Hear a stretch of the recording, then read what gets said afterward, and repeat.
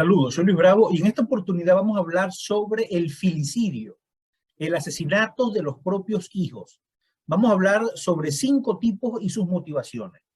Un grave tipo de crimen de sangre que desafortunadamente es más común de lo que parece. Nuestros hijos son probablemente las personas a las que la mayoría de nosotros más queremos. Se trata de criaturas frágiles a las que hemos visto nacer, que nos han necesitado y conquistado desde el momento en que vinieron al mundo y por quienes daríamos todo. Proteger a la prole es algo natural para la mayoría de nosotros los seres humanos y para muchos otros animales, llegando a menudo a que muchos progenitores arriesgarían o sacrificarían su propia vida con tal de proteger a sus hijos. Y no solo a nivel biológico. Nuestra cultura también pone a la familia y a la protección y cuidado de esta, especialmente de los retoños, como una de las instituciones más importantes, la familia. Y es por ello que casos como el de Breton, el cual asesinó a sus 2 hijos, han conmocionado a la sociedad. Estamos hablando de uno de los casos de filicidio más mediáticos de los últimos tiempos.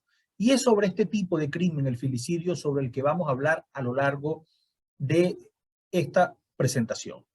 El filicidio, que es el asesinato de los propios hijos, se conoce, ¿verdad?, como esa capacidad de quitarle la vida a su propia prole, a manos de uno o de ambos progenitores, independientemente del móvil de dicha acción o la metodología empleada para ello. El contexto en que se produce dicho asesinato, ¿verdad?, puede ser muy variable, pudiendo aparecer desde antes psicosis puerperales hasta la presencia de violencia intrafamiliar o el uso del menor como objeto para hacer daño al otro miembro de la pareja. Con respecto a las víctimas, si bien el filicidio no hace referencia a la edad de la víctima por norma general, tienen un mayor riesgo de sufrir violencia letal por parte de sus padres, aquellos niños que tienen menos de 6 meses de edad. Con respecto al sexo, en la sociedad occidental no se han detectado por lo general diferencias, ¿verdad?, marcadas. Y se trata de un crimen que la mayor parte de la sociedad considera cuanto menos abyecto y antinatural, y que es visto por lo general como algo anormal o infrecuente. Pero que también no es habitual, desgraciadamente, y que se va a dar mayor proporción de lo que parece a simple vista. De hecho, el filicidio es uno de los tipos de crimen que genera la mayor parte de muertes no naturales de niños, siendo una gran mayoría de muertes violentas de menores provocadas, ¿verdad?, por sus propios padres. El porcentaje de muertes violentas de niños por personas ajenas a la familia es de alrededor del 25%. O sea, que estamos ante un gravísimo crimen de sangre durante la vida y que duramente va a ser penado por la ley, no solo ante el hecho de dar muerte a una persona de manera voluntaria, sino el agravante de que ésta es llevada a cabo por alguien emparentado con la víctima, abusando de la confianza y la vinculación de la víctima para con el asesino. Además de ello, en muchos casos, estamos ante un asesinato en que existía una relación de dependencia y una gran diferencia en las relaciones de poder entre ambos, abusando de la diferencia en la fortaleza física o en la superioridad en edad, la experiencia y las dinámicas de poder y de dependencia para el sustento, incluso la supervivencia de la víctima para con su verdugo. Filicidio o infanticidio. ¿Cuáles son esas diferencias? Lo cierto es que, aunque el concepto va a resultar fácilmente entendible, el término de filicidio no resulta tan conocido entre la población general, siendo mucho más habitual el uso del término infanticidio. Y para este tipo de crímenes, sin embargo, lo cierto es que aunque un filicidio puede ser un infanticidio, no se trata de conceptos sinónimos, sino que presentan diferencias claras entre sí. En primer lugar, mientras que infanticidio nos habla de la causa de la muerte de un niño o una niña por parte de un adulto, hablar de filicidio implica que el autor de dicha muerte es una de las personas que mantiene relación filial con el menor. Uno de los padres, sea mamá o sea papá. Y un aspecto que tenemos también que tener en cuenta es que cuando pensamos en un filicidio, solemos pensar en que el asesinato es un niño o una niña cometido por uno de sus progenitores, por uno de sus cuidadores primarios.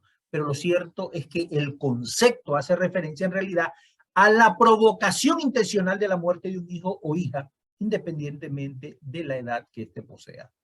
¿Cuáles son las motivaciones que suelen tener los filicidas?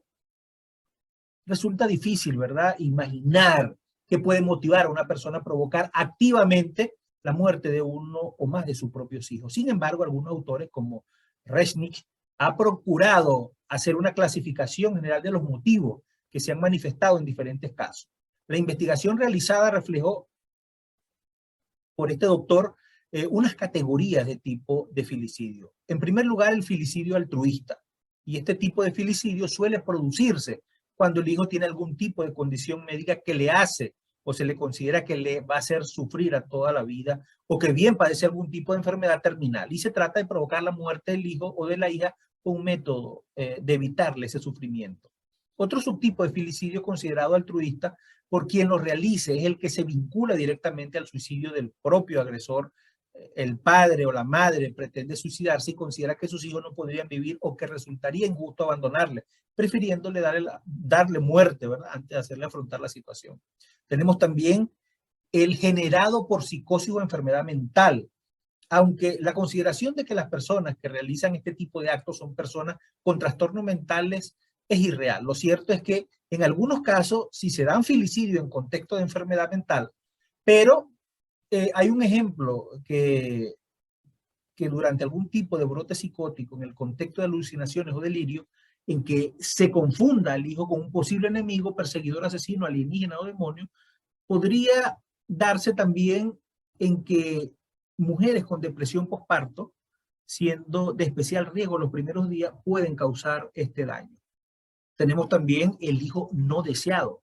Este tipo de filicidio es motivado por el hecho de que el hijo en cuestión era no deseado por parte de los progenitores o por uno de ellos, o también por no poder hacerse cargo del menor. Técnicamente algunos autores consideran como tal, ¿verdad?, al aborto, si bien es el felicidio suele reservarse para hijos ya nacidos, un ejemplo menos dudoso y controvertido y más directo es el que se produce por negligencia de las necesidades del menor o del abandono de este.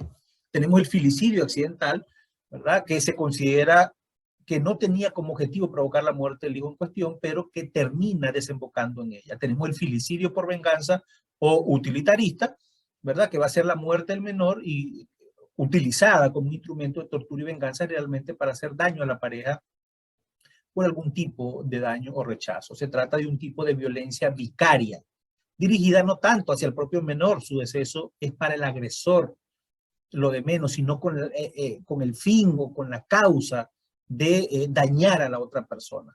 El filicida, su fin es el hecho único de matar a un hijo. Como he dicho anteriormente, sin embargo, existen ciertas circunstancias y ciertas características que puedan facilitar la comisión de este tipo de actos. Entre ellas se ha observado mucho los casos de filicidio que se dan en personas con capacidad disminuida para la maternidad o la paternidad. En algunos casos se han dado, ¿verdad?, una privación del afecto en la propia infancia al progenitor, viviendo la relación padre-hijo como algo negativo en el que no ha habido amor, posiblemente en algún tipo de abuso. Y otros posibles factores de riesgo lo vamos a encontrar con madres y padres jóvenes cuyo primer hijo aparece antes de los 19 años y con pocos recursos económicos y sociales. Y por último, otro perfil distinto incluye la presencia de características sádicas y psicopáticas, falta de vinculación emocional con el menor y uso de este como un instrumento para manipular, controlar y agredir al otro. Este último perfil se corresponde también con la del maltratador. Soy Luis Bravo y nos vemos en una próxima oportunidad donde estaremos hablando de estos temas interesantes que circundan el derecho, la psicología, la psiquiatría, la criminología, ¿verdad? Y también el universo mental. Nos vemos en una próxima oportunidad.